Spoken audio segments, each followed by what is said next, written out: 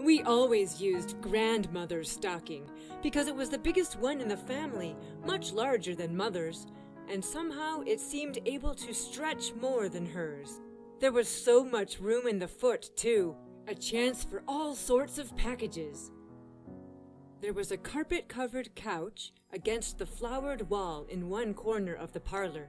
Between the foot of it and the chimney was the door into our bedroom.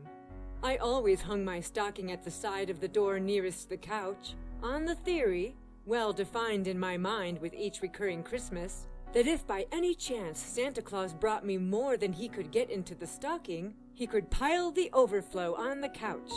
And he always did.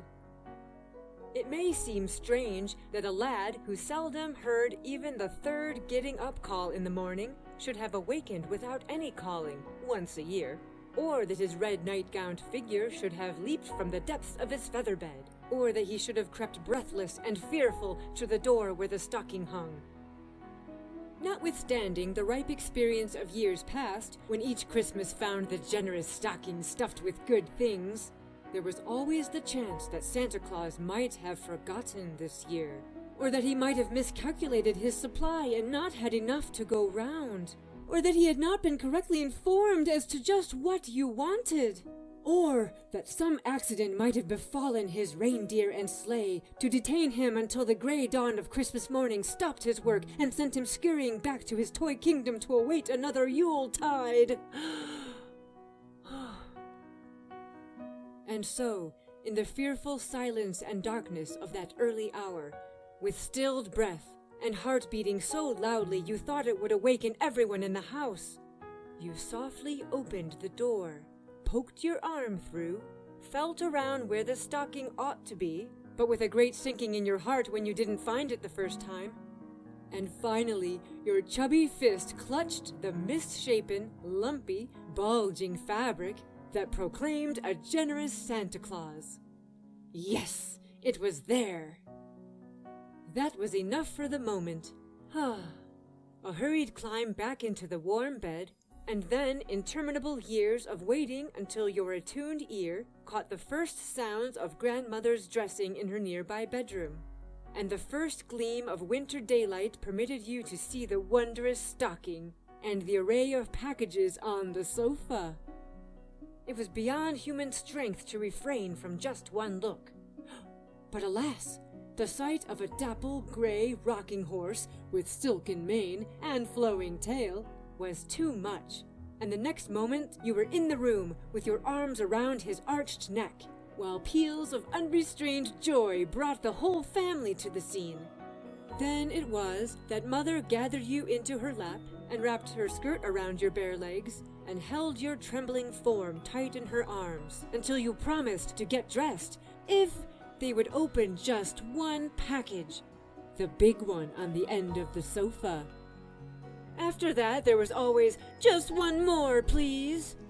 And by that time, the base burner was warming up, and you were on the floor in the middle of the discarded wrapping paper, uncovering each wondrous package down to the very last, the very, very last, in the very toe of the stocking, the big round one that you were sure was a real league ball, but proved to be nothing but an orange.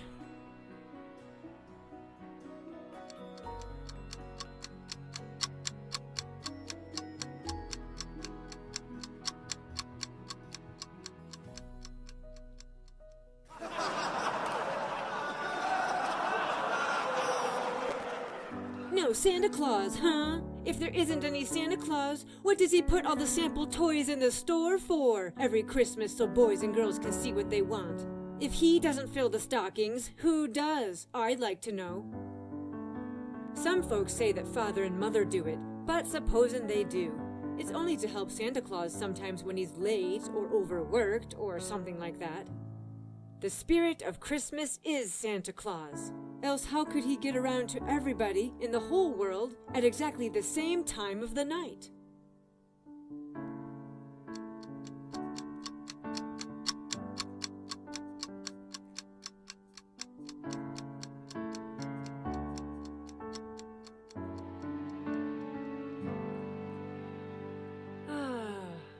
there is a new high-power motor in my garage.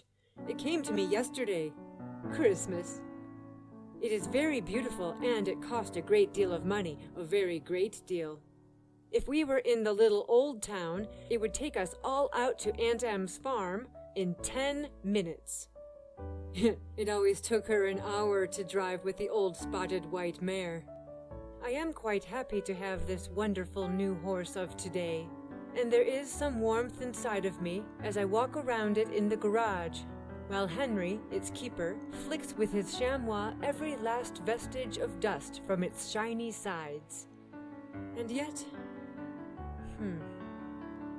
how gladly would I give it up, if only I could have been in my feather bed last night.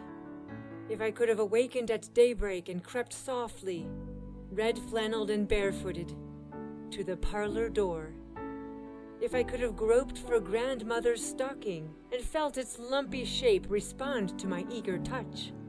And if I could have known the thrill of that dapple gray rocking horse when I flung my arms around its neck and buried my face in its silken mane.